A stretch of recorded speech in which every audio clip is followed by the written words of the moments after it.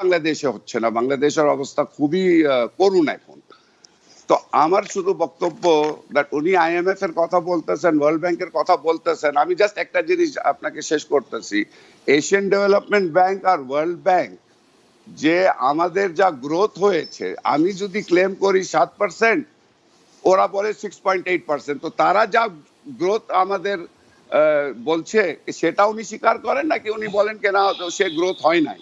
মানে যে গ্রোথটা এডিবি আর ওয়ার্ল্ড ব্যাংক বলেছে হয়েছে জিডিপি গ্রোথ, এখন যদি সে গ্রোথটা উনি স্বীকার করেন, তা আমি বুঝলাম না, যদি কোনো বিনিয়োগ হচ্ছে না, আমাদের অবস্থা এতই খারাপ, আমরা তো একদম শেষই দেশে, মানে ওনার কথা শুনে তো দেশ একদম শেষ দিকে, মানে একদম যাকে বলে ফিনিশড হয়ে গেছে। আমি তাহলে 6% 7% growth as per World Bank আর এশিয়ান ডেভেলপমেন্ট স্ট্যাটিস্টিক্স আমি কিভাবে অ্যাচিভ করেছি? এমনি অ্যাচিভ হয়ে গেল নিজের থেকে।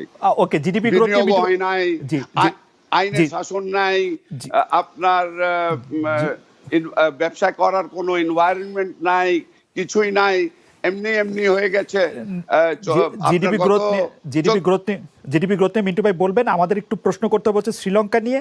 আমি শ্রীলঙ্কা নিয়ে প্রশ্ন করার আগে, মানে প্রশ্ন করার জন্য আমি আসলে উদ্ধৃত করতে চাই। আমি একটু খালেদ, আমার 2 মিনিট। আমি বলছি আমাদের অবস্থা এতই খারাপ যে গত 14 বছরে যখন আমরা ক্ষমতায় এসেছিলাম, আমাদের বাজেট সাইজ যা ছিল আর গত বাজেট সাইজ আমরা দিয়েছি বা যা revenue, forget the budget size, আমরা যখন ক্ষমতায় এসেছি 2009 সালে আমার যে টোটাল রেভিনিউ কালেকশন ছিল, আর গত বছর গত ফাইন্যান্সিয়াল বা এই ফাইন্যান্সিয়াল ইয়ারে আমার যে গত রেভিনিউ কালেকশন হবে, এটা হইছে প্রায় আপনার 12 গুণ। আর তারপর আপনি আসেন আমার ফরেন এক্সচেঞ্জ রিজার্ভ বেড়ে গেল, এগুলি সব এমনি হয়ে গেল। আমরা তো এত খারাপ অবস্থায় আছি আর এগুলি সব এমনি হয়ে গেল, আমাদের কোনোই কিছু নাই। এটা মিন্টু ভাই একটু এক্সপ্লেনেশন দিক আমাদেরকে। আচ্ছা, ঠিক আছে, আমরা মিন্টু ভাই থেকে শুনবো। তার আগে আপনি যদি একটু চট করে বলে নেন, বাংলাদেশ এবং শ্রীলঙ্কার কথাটা আমাদের দর্শকের অনেকেই বলছেন।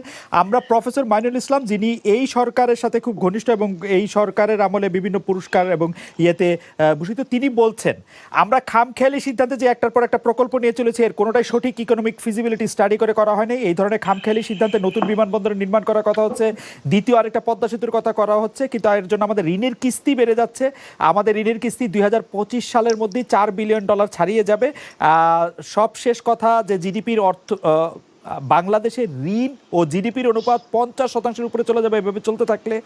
এই সব ব্যাপারে যদি আমরা দেশি বিদেশি ঋণ গ্রহণ এবং উল্টো পাল্টা প্রকল্প গ্রহণের ব্যাপারে যদি নিজেদের নিয়ন্ত্রণ করতে না পারি, তাহলে বছর 4-5 মধ্যে আমরাও শ্রীলঙ্কার পর্যায়ে চলে যাব।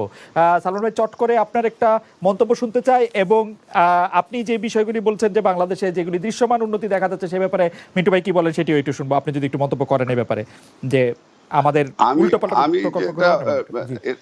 আমি একটা জিনিস বলি, অ্যাকচুয়ালি যে জিনিসটা আপনিও টাচ করেন নাই, আমরাও কেউ টাচ করি নাই। আমরা কিন্তু ভোজ্য তেল নিয়ে আর ইউক্রেনের খাদ্য নিয়ে আমরা ব্যস্ত হয়ে গেলাম। কিন্তু আসলে ইউক্রেন ওয়ারের পরে যেটা সব থেকে বড় ইম্প্যাক্ট হয়েছে শুধু বাংলাদেশে না, সারা পৃথিবীতে, সেটা হলো আপনার এনার্জি প্রাইসেস। আপনি দেখেন এলএনজি প্রাইস আর তেলের প্রাইস কিভাবে বেড়েছে, যার ফলে আমাদের ডেফিনেটলি আমাদের ফরেন এক্সচেঞ্জের উপরে একটা সাংঘাতিক চাপ পড়েছে।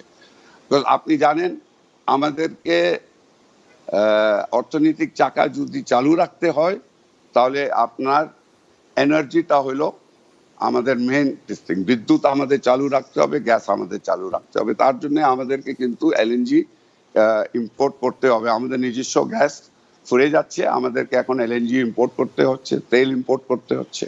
এবং ইউক্রেন ওয়ারের এটা হলো সব থেকে ম্যাক্সিমাম ইম্প্যাক্ট সব দেশেই হচ্ছে, যার ফলে আমাদের ফরেন এক্সচেঞ্জের উপরে, যে আমরা যে ডলার যে ডিভ্যালু হচ্ছে, আমাদের ফরেন এক্সচেঞ্জের রিজার্ভটা যেটা কমে আসতেছে, that is the main reason এই এনার্জি প্রাইসেসের জন্য।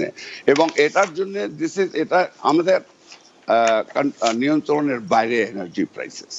তার জন্যই আমরা অলরেডি সরকার পদক্ষেপগুলি শুরু করেছে, যে আমরা আপনি দেখেছেন লাক্সারি গুড ইম্পোর্টের উপরে আমরা কিন্তু ডিসকারেজমেন্ট করতেছি কিন্তু সেটা তো অলরেডি। ইনসিগনিফিকেন্ট। লাক্সারি গুড দিয়ে আমরা কয় টাকা না, মানে ইনসিগনিফিকেন্ট, ঠিক আছে, ইনসিগনিফিকেন্ট, কিন্তু আমরা পদক্ষেপগুলি শুরু করেছি। Right. That everything will count, আমাদেরকে তো নিতে হবে। আপনার মাননীয় অর্থমন্ত্রী অলরেডি বলে দিয়েছেন দ্যাট যে প্রকল্পগুলি আপনার কি বলে খুব প্রায়োরিটি নাই, সে প্রকল্পগুলি এখন তার বাস্তবায়নটা আমরা ডিফার করছি। আজকেই আমার কিন্তু অর্থ সচিব মহোদয়ের সাথে কথা হচ্ছিল।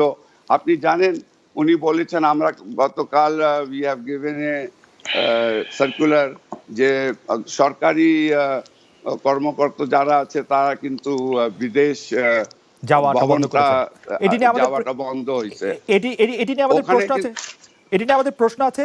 সালমান ভাই, আমি আপনার কাছে ফিরে আসছি, শুধু প্রশ্নটি করে ফিরি যে এখন পর্যন্ত যে হিসাব দেখা যাচ্ছে সেটা হচ্ছে যে আমাদের আমদানি খরচ 82 থেকে 85 বিলিয়ন ডলার হতে পারে। এইভাবে যদি চলতে থাকে, খুব যদি ড্রাস্টিক কাট অফ না করা হয়, আমরা 50 বিলিয়ন ডলার এক্সপোর্ট থেকে ইনকাম করব।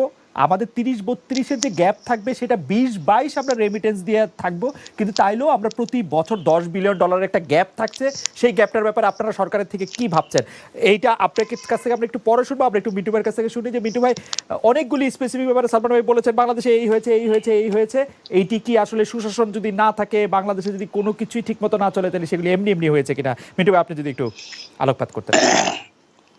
একটা প্রথম কথা হলো, সালমান ভাইয়ের কথাগুলো তো আমি খুব মনোযোগ দিয়ে শুনছি। উনি যেগুলি বলছে এগুলির সাথে আমি খুব কন্ট্রাডিকশনে না গিয়া বরং আমি নিজেরটাই বলি আপনাকে। আমাদের শ্রোতা বন্ধু বা ভাইয়েরা, ভাই বোনেরা ঠিক করে নেবেন যে কোনটা ঠিক কোনটা বেঠিক। যদিও আমার কথাটা আমি হয়তো ঢালাওভাবে বলছি যে কন্ডিউসিভ এনভায়রনমেন্ট না, বাট কন্ডিউসিভ এনভায়রনমেন্ট বলতে এটা ঢালাও বোঝা না। কিন্তু কন্ডিউসিভ এনভায়রনমেন্ট মিনস পরিবেশ, যেসব পরিবেশ দরকার এগুলি সব নাই। তো আমি ঢালাওভাবে এটা বলি নাই, আর প্রবৃদ্ধি হয় না এটাও আমি বলবো না। কিন্তু যেভাবে এই সরকার বলে যে প্রবৃদ্ধি অনেক বেশি বেড়ে গেছে আগের থেকে, এই কথাটা কিন্তু একদমই সত্য না। যদি কেউ ঠিক মতো প্রত্যেকটা সরকারের আমলে 5 বছর হোক, 4 বছর হোক, 8 বছর হোক, যদি নিয়ে অ্যাভারেজ করেন, আমি করছি বিধে আপনাকে বলতেছি, কোনোভাবেই এই সরকার বলতে পারবে না আগে যে কোনো সরকারের 5 বছরের অ্যাভারেজ থেকে ওনাদের বেশি। এক। 2 নাম্বার হলো উনি বাজেটের কথা বলছেন। কিন্তু বাজেটটা কিরকম জানেন? মনে হয় আপনার ঘরে একটা, সরি আপনারটা বাদ দিলে, আমার ঘরে একটা বাচ্চা হইলো, এটাকে আপনি যাই খাওয়ান না খাওয়ান, এটা যদি শুয়ে থাকে প্রতি বছরে কিছু লম্বা হয়, এটা কিন্তু খাটো হয় না। এই বাজেটটা হলো এরকম, এটা প্রতি বছরই বাড়বে। দেশের জনসংখ্যা বাড়তেছে, জিডিপি গ্রোথ বাড়তেছে, দেশের ব্যবসা বাণিজ্য বাড়তেছে। তো অতএব এটা আপনি ধরে নেন যে বাজেট সবসময় বাড়বে। কিন্তু রেভিনিউ, বাজেটের সাথে একটা বিশেষ সম্পর্ক আছে রেভিনিউ কালেকশনের। সালমান ভাই বলছেন যে রেভিনিউ অনেক বাড়ছে, আমি এগ্রি করি অনেক বাড়ছে, বাট জিডিপির তুলনায় ওই 9 to 9.5% ভিতরে আমরা আছি এবং সাউথ এশিয়ার সবচেয়ে সর্বনিম্নে। তাহলে বাড়লো কিভাবে? আপনি তো অনুপাতটা ঠিক করবেন কিসের সাথে? গত বছরের সাথে এই বছরের, নাকি আপনি জিডিপি গ্রোথের সাথে গত বছর এবং এই বছরের সাথে?